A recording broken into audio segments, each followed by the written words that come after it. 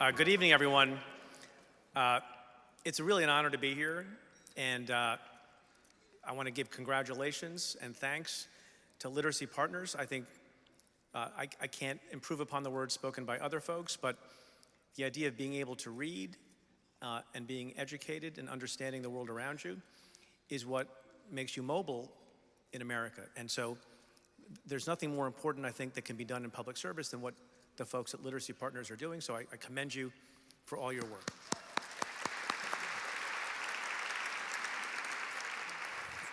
So I've been in this beautiful venue before on a few occasions when I was still the U.S. Attorney for the Southern District of New York.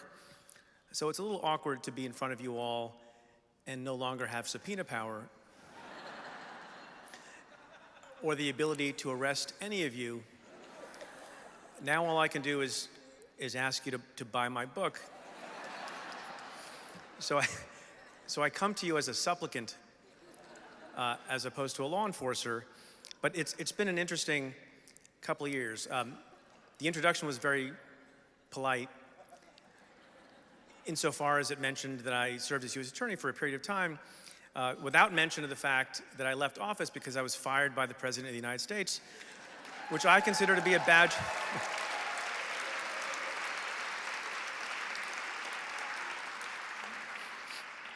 When I tell my mom that when I mention that I was fired, people applaud, that makes her very happy. So it's been an interesting experience the last couple of years, and it's almost 2 years to the day that I was fired by the President. And rather than go to a law firm, I thought I would continue a form of public service by teaching at NYU, by talking about issues of justice and fairness on this podcast that I do, and I just started a second podcast, and by writing this book, because I think we're in a strange time now where people don't know what's going on with the rule of law. People don't understand what's happening. People are very concerned about those things. So I wrote this book called Doing Justice, from my perspective, to talk about, I think, basic things that we should care about in this country. And so I thought about what I would read to you all, and it's a relatively long book, and I only have 4 minutes, and I thought, should I talk about one of the cases we had against the mob, one of the cases we did against the Times Square bomber. There's a fascinating, trust me on this, there's a fascinating story about an individual we charged with a crime who was an active duty police officer who we alleged was conspiring to kidnap, rape, and then cannibalize various people, the so-called cannibal cop. And then I was told this was a dinner function, and that might not be the most appropriate passage. So I thought I would just start at the beginning and read the opening part of the preface of the book that basically frames what I see the crossroads that we're at, that frames the crossroads. What's going on in America and how we need to take a look at our system and about how it might have been perverted over the last couple of years by going back to basic precepts. So this is from my book, on sale now, Doing Justice. This book was written over the course of more than a year in the midst of an involuntary career change.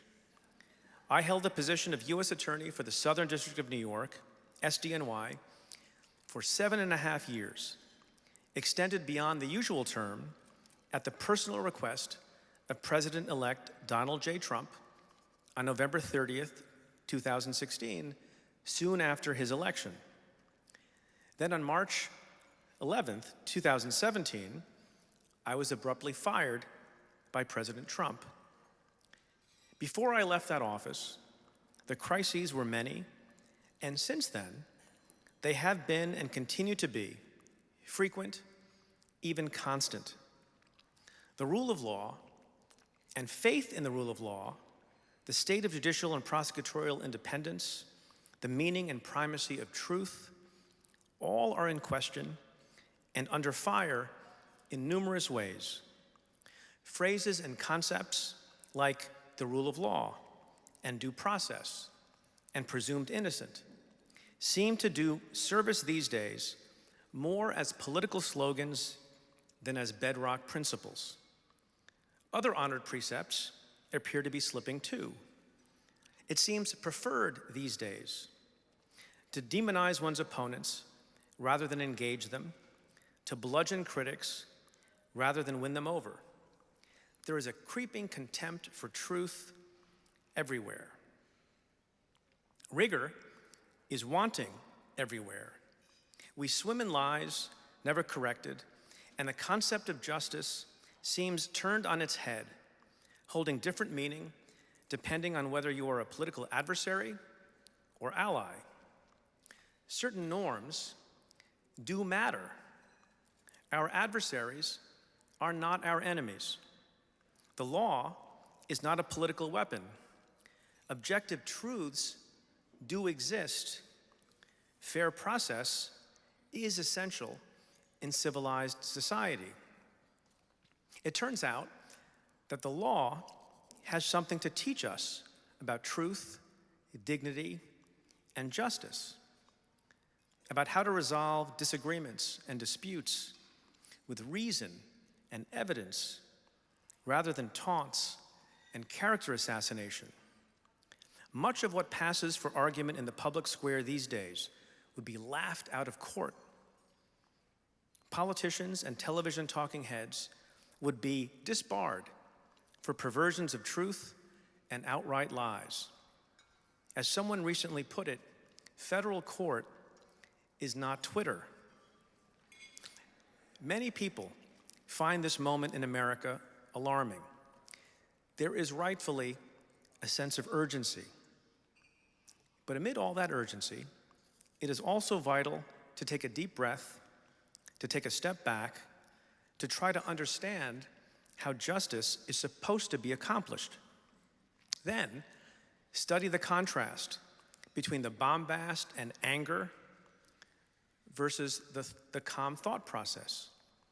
The education is in that contrast. Early in my tenure as U.S. Attorney, I had this idea of creating a kind of guide for young prosecutors, new and idealistic, who, in the words of one of my predecessors, Henry Stimson, have hope and virtue, but neither experience nor training. A guide that was not really about the law as such, but about how to find the right way to do the right thing, drawing not from legal texts and treatises, but from the real-life human dilemmas that would perplex them every day.